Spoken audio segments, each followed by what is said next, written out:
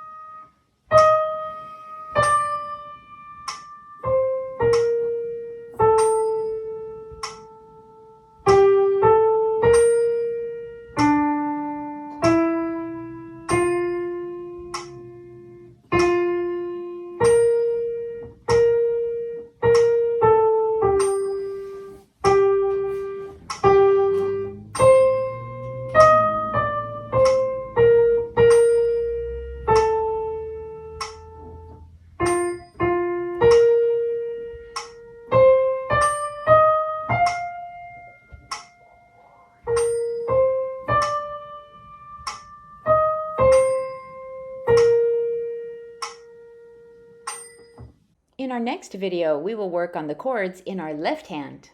Bye!